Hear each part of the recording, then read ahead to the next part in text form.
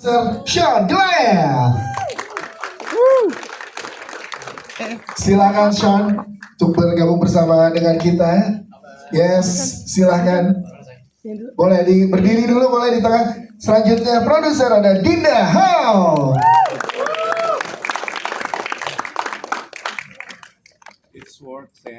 Juga kita undang sutradara kita, ini dia berita kita Arya Negara yang membuat kita hampir 2 jam ya. Air mata yang ada di ini masih gemeter mbak suaranya karena berasa sekali ya, apalagi kita teman-teman media berasa punya anak di rumah ya. Oke, setelah jajaran filmmaker kita akan undang untuk bergabung bersama dengan kita teman-teman cast dari film Kupulung Kamu Selamanya. Berikan tepuk tangan untuk Hana Malasa. Selanjutnya kita punya Jared Ali. Selanjutnya ada dia Ibnu Jamil. Jared, obat bawa ya. Fani Desani. Selanjutnya kita juga punya Fani Anggraini.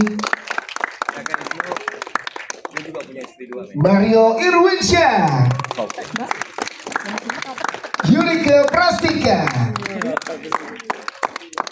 Selanjutnya kita sambut Nisi Benar. Ini juga jadi favorit teman-teman yang nonton ya. Yes Lawrence.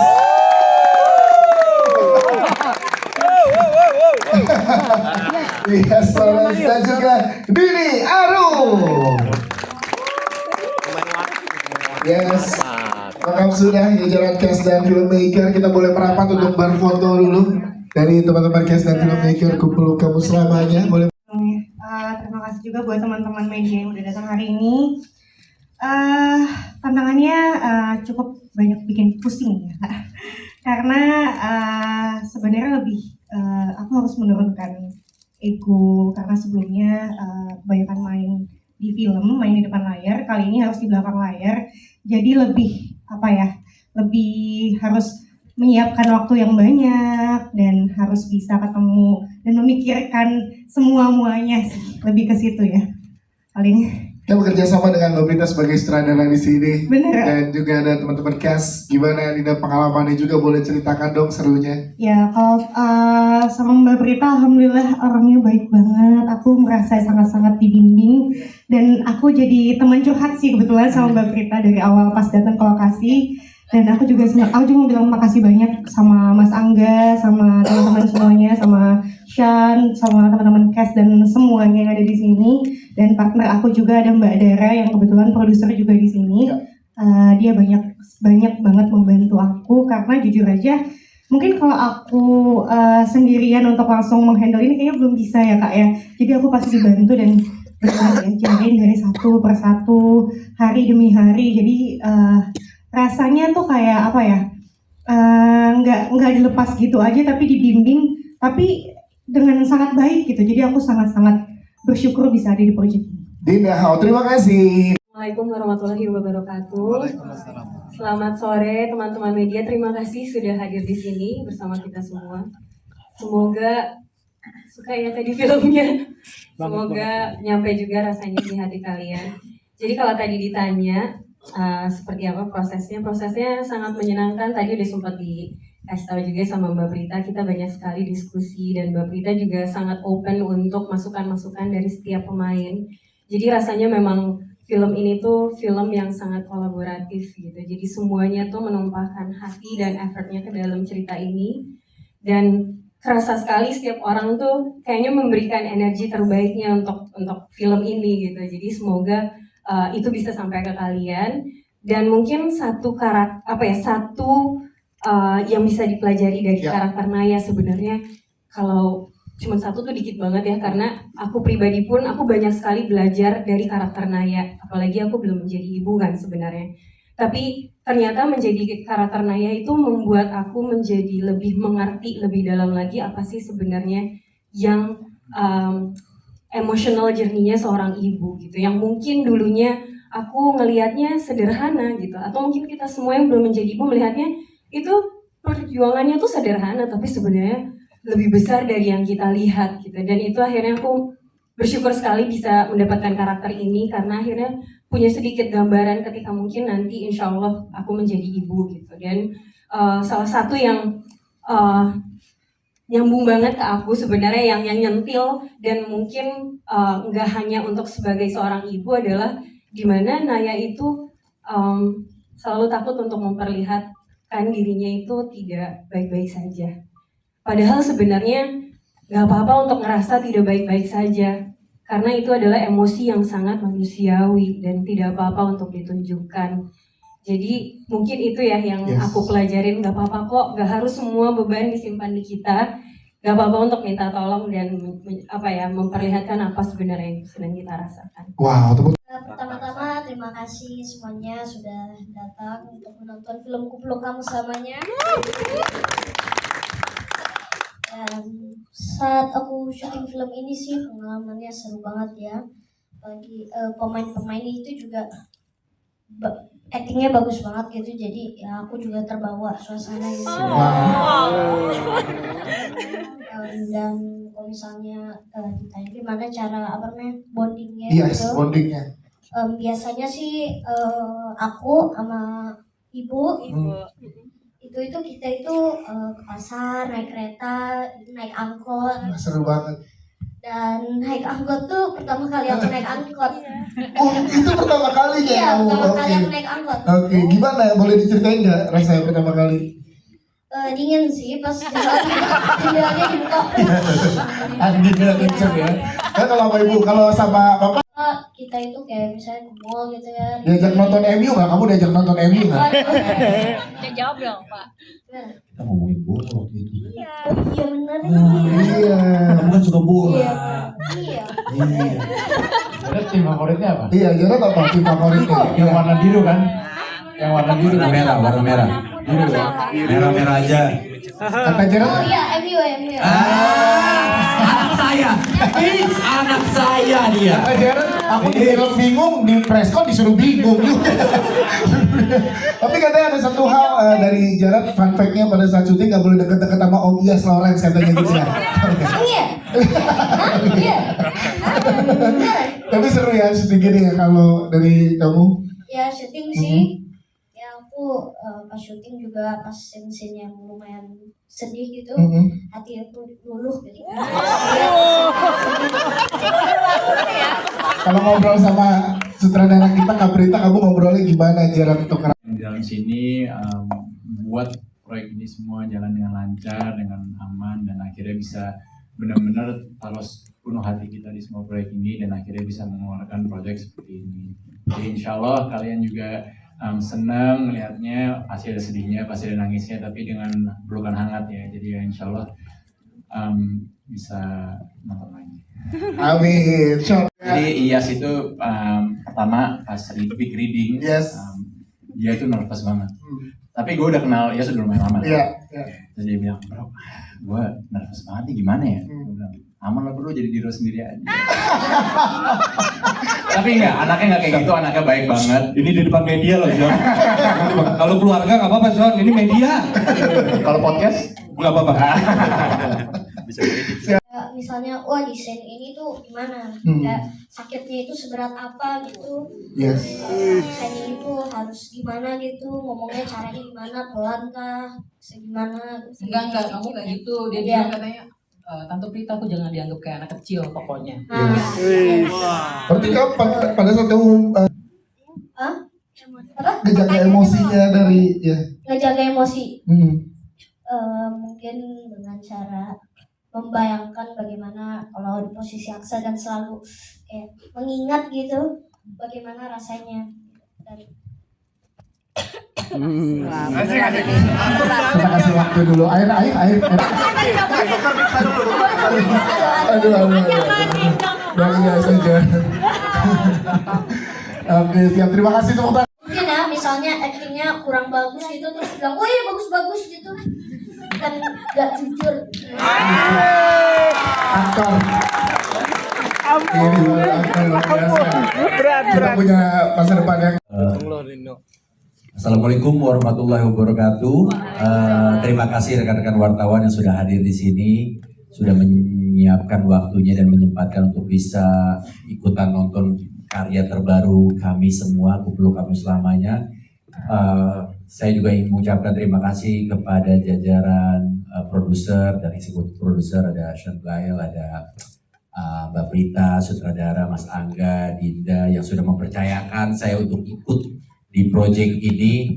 Jujur saya senang banget nerima project ini karena memang jajaran cast dan kru dan semuanya yang terlibat idaman saya semua sih. Yes. Iya. Jadi kalau ditanya kira-kira dari karakter yang saya mainkan Bagaskara, banyak sih yang bisa dijadiin pelajaran dan agak sedikit menampar hati saya juga. Intinya ketika kita mengalami sebuah kondisi yang tidak sempurna, pasti semua teman-teman di sini juga punya, ya kan, kondisi-kondisi yang tidak sempurna. Gimana caranya supaya kita tidak kemakan ego kita? Panik boleh, bodoh jangan. Nah, Tapi tetap kita harus cari jalan keluarnya seperti apa. Nah kalau Bagaskara nih kayaknya enggak. Dia lebih mementingkan saya adalah pemimpin rumah tangga di sini. Dia adalah anak saya. Terkadang kita sebagai orang tua ngerasa paling tahu kebutuhan anak dan keinginan anak seperti apa. Padahal belum tentu itu yang diinginkan. Jadi seperti itu sih ya. tuh betul kata Jaran, betul. Chemistry ke Jared, wah ini anak fleksibel banget. Maksudnya tuh apa ya? Kalau bola dia tuh kayak squishy gitu loh, dibentuk apa aja tuh bisa gitu loh. Bahkan waktu adegan yang sedih itu, CU-nya dia udah close up-nya, tinggal close up kita. Tapi dia tetap memberikan totalitas, ngasih energi yang benar-benar membuat kita ngerasa nggak tega ngelihat anak kalau lagi sakit. Wow. Nah dia itu bisa hadirkan, padahal kamera lagi nggak ke dia. Top kamu. Kamu top. Yes. Kayak tadi jujur itu tadi. Jujur. Gue udah kenal sama Fani, enak banget, sama Hana juga semuanya. Tapi saya memang lebih banyak sama kamu enggak ya? Kenapa kita berdua? Tolonglah dibikin. Enggak ya? Oh nggak ada. Nggak mau dia, yes nggak mau sama saya. Oke. Bang Indro Jamil, terima kasih. Selamat sore semuanya. Kalau dari karakter Sheila sebenarnya yang relate adalah bagaimana Sheila berusaha memperbaiki semua kesalahan yang mungkin dia pernah lakukan. Karena sebagai manusia biasa pasti kita semua di sini nggak pernah luput dari kesalahan yang mungkin ada yang sengaja baik atau tidak sengaja dilakukan gitu. Jadi di karakter Sheila aku belajar gimana caranya dia memperbaiki kesalahan dia tanpa harus mengungkapkannya melalui kata-kata gitu. Salah satu caranya adalah dengan mencintai Bagaskara tanpa syarat. Wow, jadi ada Dan hal-hal pertama-tama terima kasih dulu untuk semua yang hadir di sini yang sudah nonton filmnya. Mudah-mudahan senang dengan filmnya. Aku dan kami ya, ini sama-sama ibu mertua. Ibu dan ibu mertua. Ibu dan ibu mertua, sama-sama itu. Kesamaan kami sebenarnya selain itu adalah kami sama-sama ibu yang pengen yang terbaik buat anaknya. Iya. Ibu yang sangat mencintai anaknya. Perbedaannya hanya dari caranya saja. Jadi kami sama-sama kepengen mensupport, pengen kasih yang terbaik. Kami duluan yang terdepan kalau ada yang yang mengganggu kehidupan anak kami gitu ya. Cuma kalau Titi kan memang dia lebih diem dan menunggu Naya butuh apa ya sebenarnya. Jadi nggak mau langsung jump in masalahnya Naya. Biarkan Naya menyelesaikan dulu masalahnya. Kalau dia butuh apa-apa, ibu akan selalu ada di belakang gitu. Dan tapi begitulah kita semua. Begitu juga dengan perannya Mbak Yurika ya. Sebenarnya sama saja. Gitu. Cuma cara kami berbeda. Dan saya yakin semua ibu-ibu yang ada di ruangan ini dan ibu-ibu di luar sana nalurinya kan seperti itu ya, melindungi, mengasihi, mencintai, mensupport. Jadi apa yang kami lakukan sebenarnya ya itu pasti relate gitu, dengan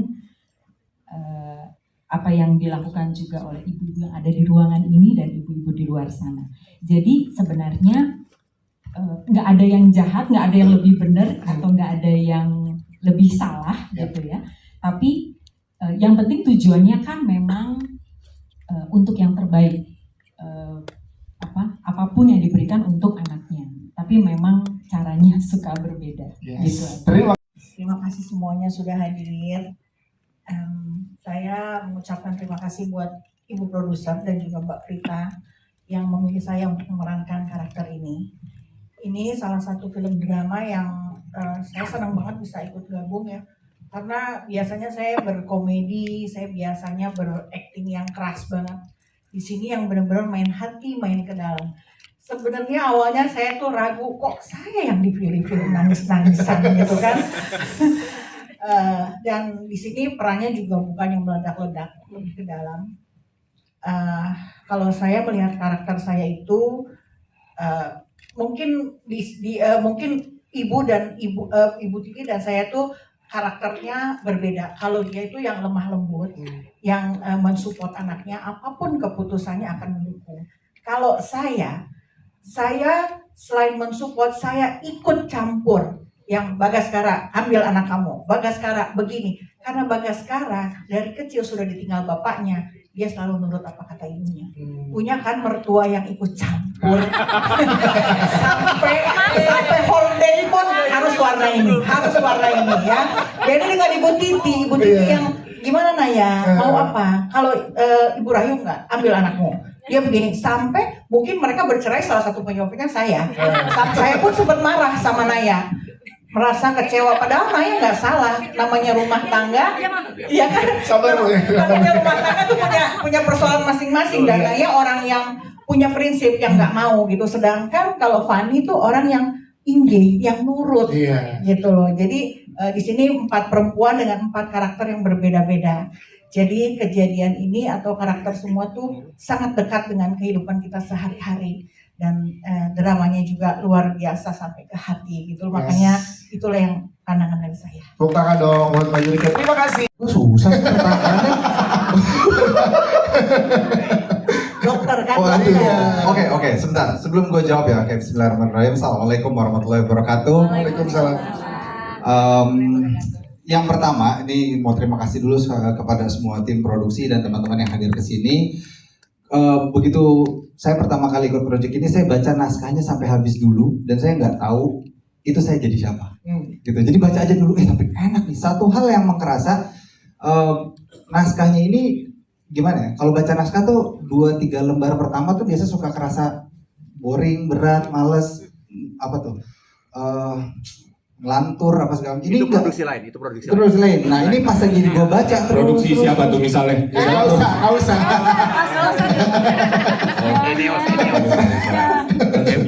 Nah, ini baca terus kok enak ya. Terus baru di ujung gue baru nyadar kayak gue jadi siapa ya? Gitu. Akhirnya nanya sama manajer jadi dokter. Wah, nah ini sekarang satu sudut pandang yang lain adalah dari Mario pribadi dan juga dari Dokter Raka.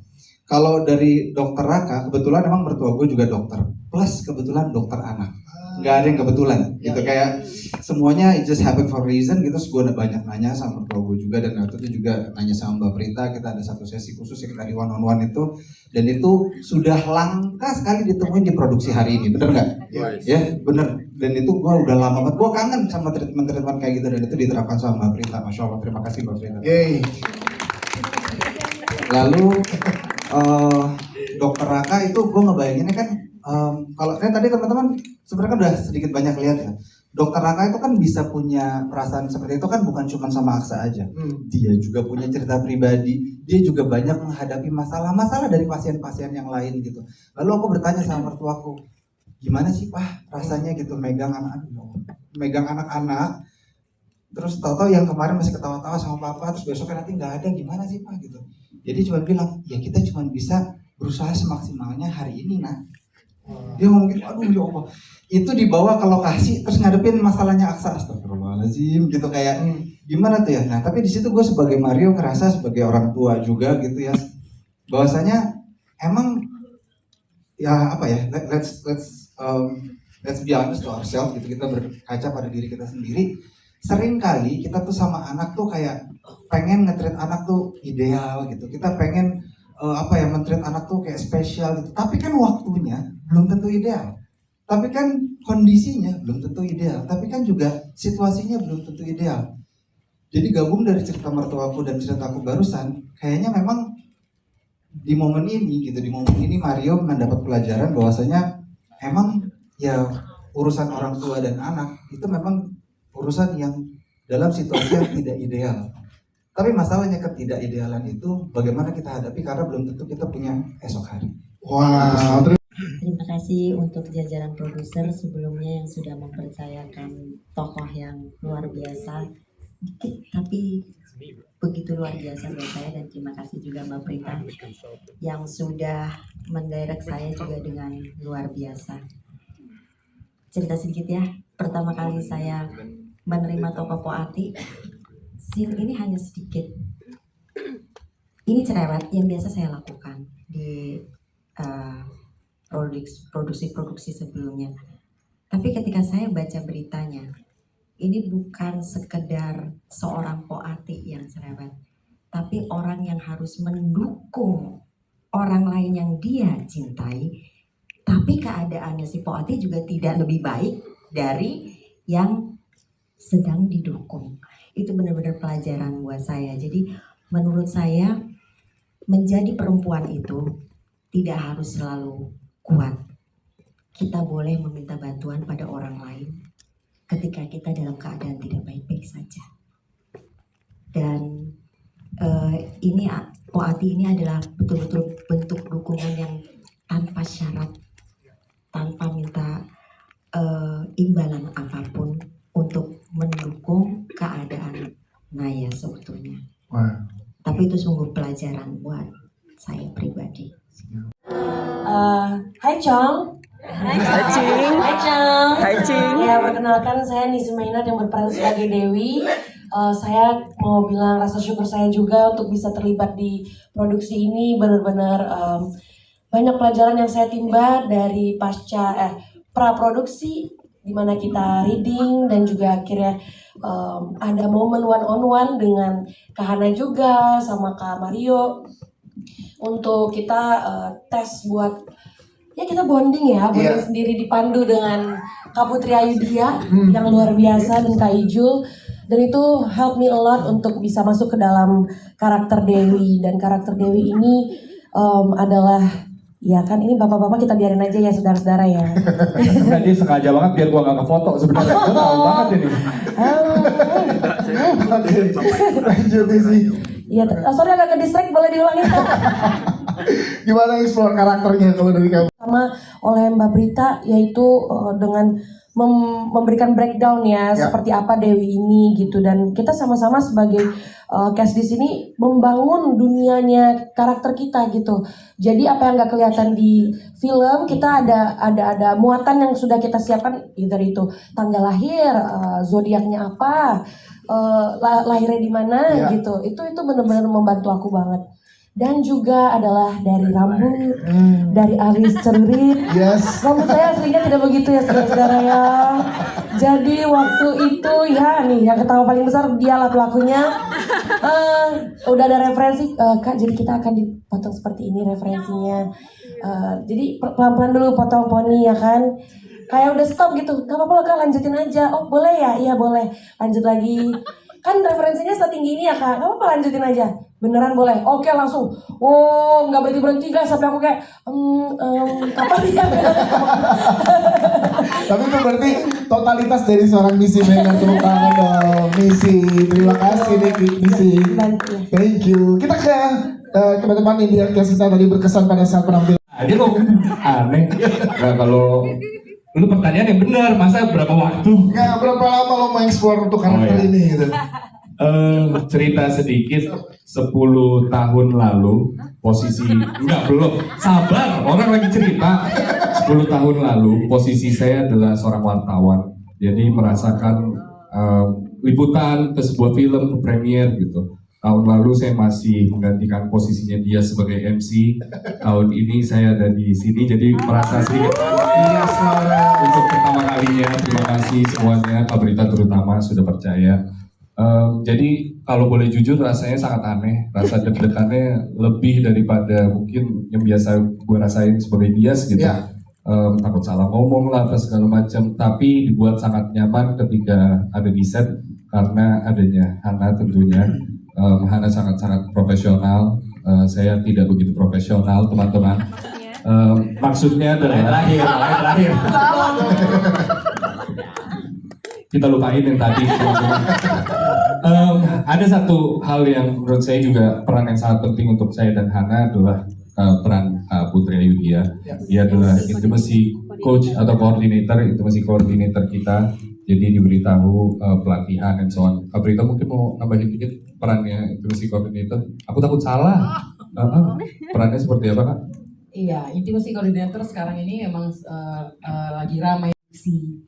Gitu. Jadi aku sendiri sebenarnya jujur nggak terlalu percaya diri awalnya gitu, karena aduh kok aku rasanya gimana gitu ya dengan ya aku sendiri kayak gimana di real life-nya. Tapi ya ketika memerankan kan memang bagaimana tantangannya itu, bagaimana aku bisa memerankan karakter itu dengan baik sesuai dengan arahan sutradara dan juga naskah yang telah aku baca juga di situ. Kalau ditanya apa yang relate, sebenarnya sama seperti yang tadi aku sampaikan gitu. Kalau aku boleh flashback, hidup aku pribadi juga pasti pernah melakukan kesalahan gitu, dan aku yakin setiap manusia kita pasti juga pernah buat kesalahan gitu. Tapi di Sheila ini aku ngerasa dia berusaha untuk memperbaiki kesalahan yang juga pernah dia lakukan gitu. Ya dengan caranya mungkin berbaik hati dengan dan mencintai Bagaskara beserta masa lalunya, itu salah satu caranya dia. Itu yang mungkin aku relate dan aku diingatkan kembali bahwa sebagai manusia biasa kita juga tidak luput dari kesalahan yang pernah kita perbuat, dan bagaimana caranya akhirnya kita bisa memperbaiki kesalahan yang telah kita perbuat. Itu sih yang membuat aku seperti diingatkan kembali gitu sebagai manusia ketika memerankan Sheila. Lain hal yang relate mungkin cara Sheila yang sangat tenang dalam menghadapi setiap keadaan gitu, dan bisa mengetahui Bagaskara gitu mungkin isi hati dan kepalanya tuh seperti apa. Tapi lagi-lagi namanya mungkin laki-laki nggak pintar untuk mengungkapkan apa isi hati dan pikirannya melalui kata-kata. Posisi Sheila di sini berusaha untuk menjabarkan apa isi hati dan kepalanya Bagas tuh kenaya gitu, berusaha supaya situasinya pun juga nggak semakin keruh. Karena aku rasa itu juga yang agak relate ya, karena semenjak menikah aku jadi banyak belajar juga gimana cara berpikirnya laki-laki gitu. Ternyata memang beda sama perempuan ya. Gitu memang mungkin beda banget, tapi sebenarnya bukan soal salah benar gitu, bukan soal benar salah, tapi mungkin cara penyampaian dan bahasanya aja yang berbeda gitu. Jadi kita juga akhirnya sebagai perempuan, sebagai istri, aku juga belajar untuk menebak-nebak juga, bukan cowok aja yang nebak-nebak perempuan gitu. Jadi perempuan juga nebak-nebak, ini arahnya kenapa ya, ini kenapa ya ngomong kayak gini, supaya komunikasinya itu nggak berujung dengan amarah dan emosi. Itu aja sih sebenarnya. Wow. Pertama, thank you Mas Dias. Pertama, assalamualaikum, terima kasih ya teman-teman udah hadir nih, kayaknya lebih ramai dari yang udah-udah nih Mas Dias. Yes. Aku sih mau yang sebelum aku menjawab ya, aku cuman mau berterima kasih juga sama Mas Angga yang kebetulan belum bisa hadir hari ini. Karena aku ditawarinnya itu cerita yang menurut aku bukan cerita yang luar biasa, ini cerita yang sangat banyak dijumpai di sehari-hari gitu. Jadi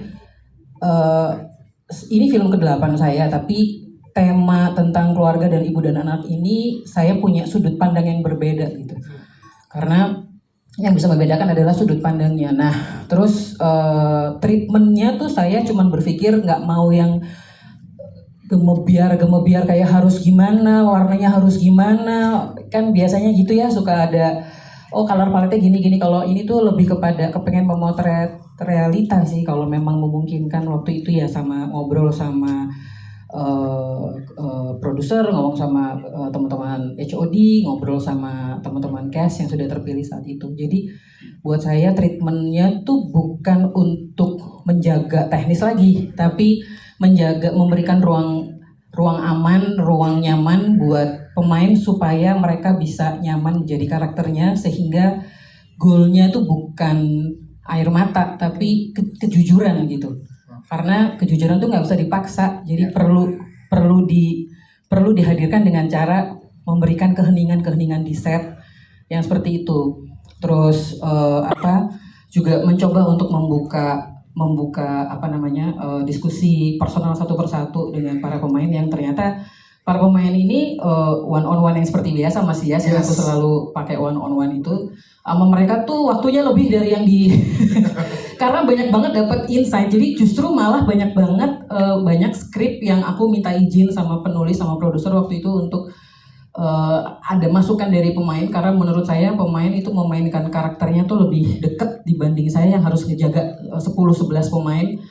Tapi kalau mereka memainkan karakter itu kan mereka memikirkan sendiri ya. Jadi saya sangat menerima feedback dari mereka dan banyak banget yang menyesuaikan dengan feedback dari mereka. Jadi kali ini Mas Dias filmnya tuh rasanya aku nggak sendirian, bener-bener dipeluk sama mereka semua. Wow. Lagu-lagunya aku rahasiakan dari mereka justru. Oke. Jadi ada di kepalaku aja, gitu. Jadi kali ini agak berbeda. Biasanya kan aku suka share gitu. Cuman aku pendem di kepala, cuman aku share sama produser aku Ica yang ada di situ. Yes, ini dia Ica.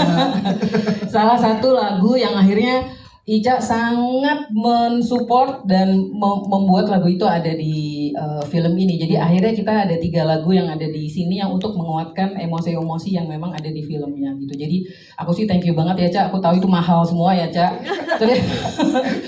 Jadi aku sih terima kasih, jadi lebih ke situ. Siap, terima kasih. Terus dia deketin aku, bisikin, terus bilang, Tante Prita kalau jelek bilang jelek aja. Wow. Bisa diulang kok.